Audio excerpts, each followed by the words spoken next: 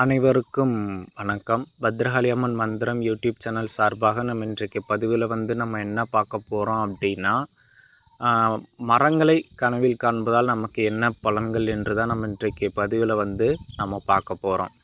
பொதுவாகவே மரங்கள் என்றைக்குமே நல்ல சகுனத்தை தான் குறிக்கும். சில மரங்கள் கெட்ட சகுனத்தை குறிக்கும். அந்த வரிசையில் நம்ம வாழை மரங்கள் நம் கனவில் வருவது நம்மளோட வம்சத்தோட விருத்தியை குறிக்கக்கூடியது. அதே போல் ஆலமரம், அரச மரம், இந்த மாதிரி வேப்ப மரம், இந்த மாதிரி மரங்கள் கனவில் காண்பது தெய்வீக சக்தியை நமக்கு குறிக்கக்கூடியது. சரிங்களா?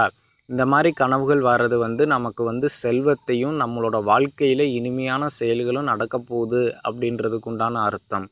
கனவுல இந்த பனைமரம் காண்பது, ஒத்தை பனைமரம் காண்பது, அதே போல் இந்த வாழை மரத்தை வெட்டுவது போல் காண்பது, ஒரு மரம் பட்டு போனது போல் காண்பது நமக்கு வரக்கூடிய கெட்ட நேரத்தையோ, நமக்கு இருக்கக்கூடிய ஆயில்யம் அதாவது ஆயுசோக்கு ஏதேனும் ஒரு இடர் ஏற்படுமோ அல்லது விபத்து இந்த மாதிரி ஏற்படுவதற்கான ஒரு கனவு தான் இந்த மரங்கள் பட்டு போன மாதிரி கனவுகள் வருவது. நம்ம கனவு காண்பதில் எந்த ஒரு பட்டுப்போன மரத்தை நம்ம கனவு கண்டாலும் அது நல்லது இல்லை. அதுக்கு தக்கன நம்ம சிவன் ஆலயத்தில் போய் நமக்கு அர்ச்சனை செய்துட்டு மிருத்யுஞ்ச மந்திரத்தை நம்ம ஒரு 108 முறை சொல்லி அந்த விபூதியை நம்ம அணிஞ்சிக்கலாம். சரிங்களா?